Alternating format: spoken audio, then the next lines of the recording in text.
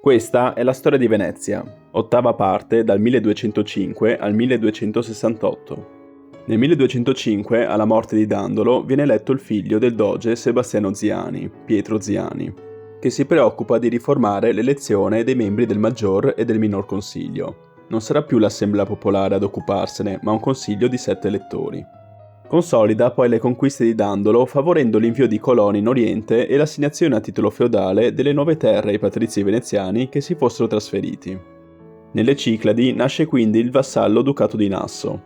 Nasso, Paro e Milo vai Sanudo, Androva e Dandolo, Tino, Mykonos, parte di Serifo e di Ceo vai Ghisi, Santorini vai Barozzi e Stampalia vai Querini. Il complesso di questi grandi domini insulari e costieri va a costituire quello che i veneziani chiamano lo Stato da Mar, cioè lo Stato marittimo. Corfù, Modone e Corone erano state assegnate a Venezia con la spartizione dell'impero bizantino nel 1204, ma vengono effettivamente occupate dai veneziani solo tra il 1206 e il 1210. Nel 1204 Venezia aveva acquisito l'isola di Candia, l'attuale Creta, dal re di Tessalonica Bonifacio I del Monferrato.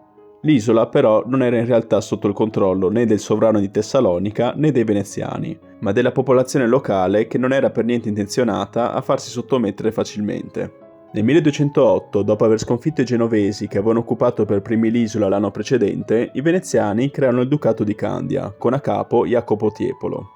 Nel 1211 l'isola di Candia viene divisa in feudi, assegnati alle principali famiglie veneziane. L'anno dopo i feudi vengono raccolti in 7 regioni, una con la capitale Candia, assegnata al diretto controllo di Venezia, le altre 6 vengono invece assegnate ciascuna a uno dei sestieri di Venezia, dai quali inviare i coloni al comando di capitani.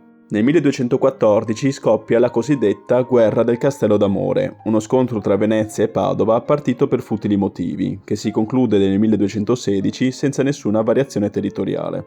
Il problema maggiore della Repubblica, cioè l'eccessiva autonomia dei coloni veneziani a Costantinopoli, torna a presentarsi e nel 1224 addirittura qualcuno propone di trasferire la capitale da Venezia a Costantinopoli, proposta che non passa ai voti ma di poco.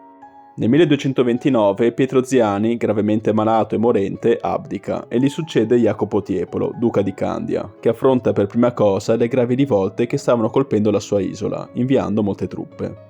Negli stessi anni cerca di garantire la pace con le vicine città di terraferma e contemporaneamente però di favorire i nobili veneziani che in quelle città cercano di diventare podestà. Nel 1234, sventando il tentativo di annessione di Candia da parte dell'impero di Nicea, doma finalmente le rivolte sull'isola. Un nuovo fronte si apre però in patria, con le incursioni dei ghibellini di Ezzelino III da Romano. Gli Ezzelini prendono il controllo di Mestre e di Treviso, danneggiando il commercio veneziano con l'entroterra e provocando l'intervento della Repubblica a fianco dei Guelfi.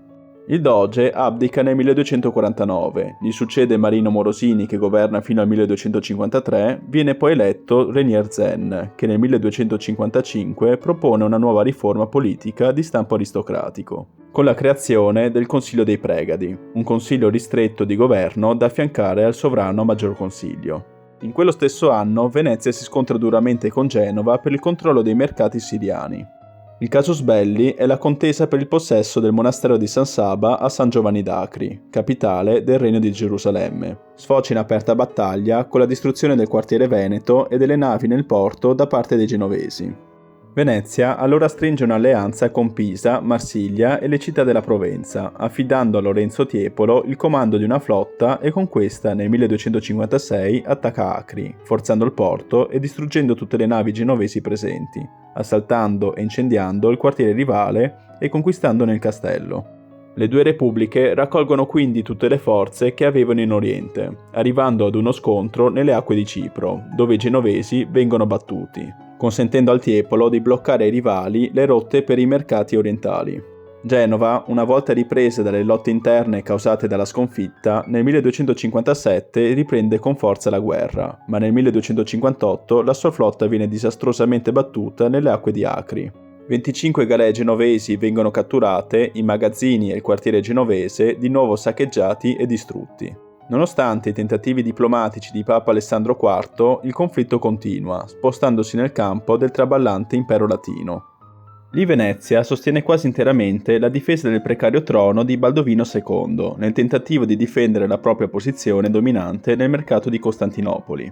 Genova, invece, stringe nel 1261, col reggente dell'impero di Nicea Michele Paleologo, il trattato di Ninfeo, che fornisce ai niceni la protezione che avevano bisogno per riuscire a riconquistare Costantinopoli. Con un assalto notturno, i niceni riconquistano Costantinopoli e acclamano il Paleologo nuovo Basileus dei Romei.